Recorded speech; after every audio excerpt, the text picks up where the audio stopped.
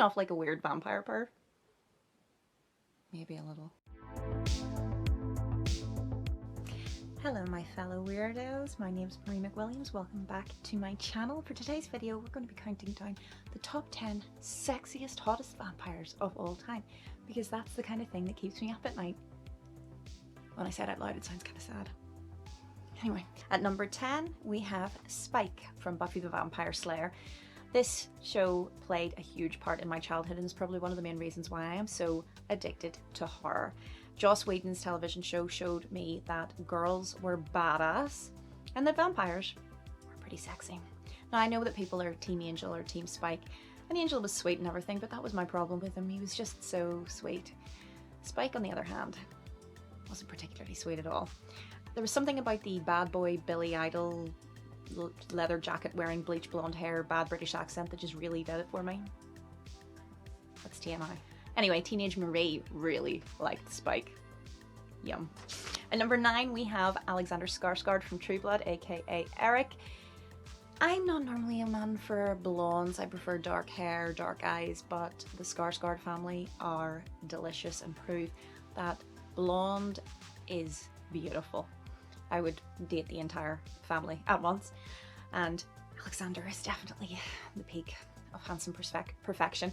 Again, in True Blood, I only watched the first couple of seasons, but Eric will always hold a special place in my heart. At number 8 we have Kiefer Sutherland, aka David from Lost Boys. Now this 80s classic is one of the best vampire movies ever made. If you haven't seen it, do so immediately. It depicts a family moving to a small town, discovering that it's kind of overrun and ruled by vampires. Kiefer plays David, their leader, and he is all kinds of yummy. Definitely worth a watch. At number 7 we have Gerard Butler, who played Dracula in Dracula 2000. Now I know that this movie is not considered a classic, but I genuinely enjoyed it. First of all because it had Johnny Lee Miller in it, and I love everything to do with Johnny Lee Miller, just anything in general.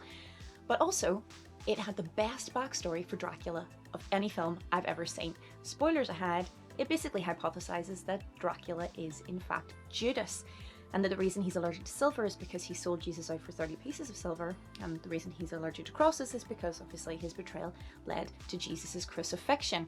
He can't be killed until he is hung again, the way that he killed himself in the Bible. It is a genius backstory, and it will never cease to go old for me. I love it.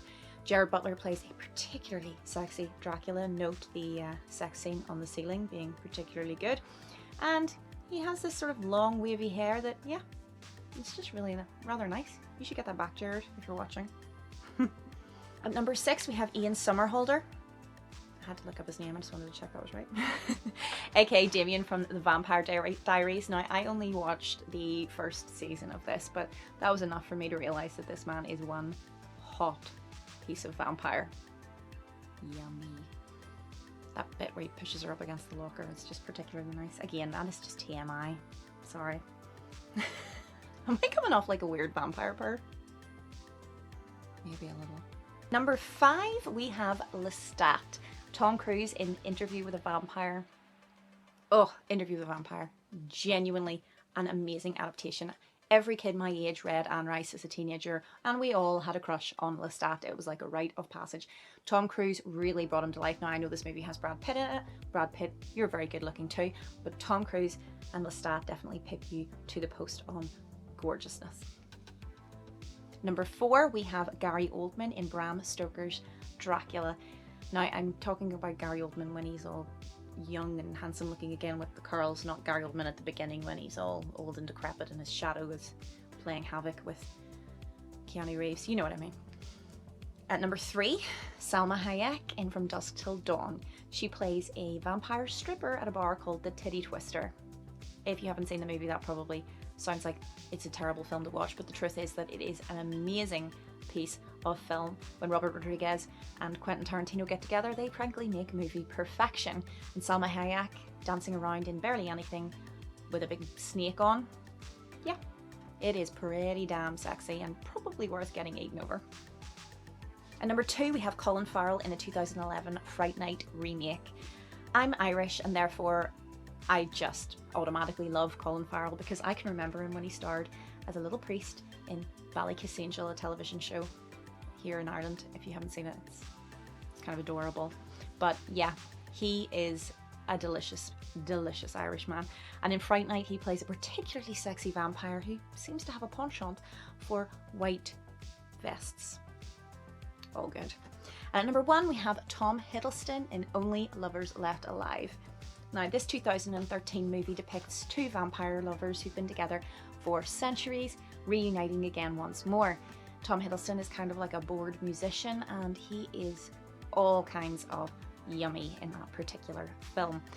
If you haven't seen it, I really recommend it. It's probably one of the best vampire films ever made, and I don't say that lightly.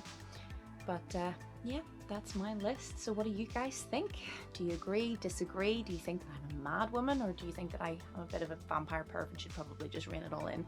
Let me know in the comments below who are your top 10. If you like this video, please give it a thumbs up, and don't forget to subscribe to my channel and hit that notification button so that you get an alert every time I post new content. But that's me for now. Bye.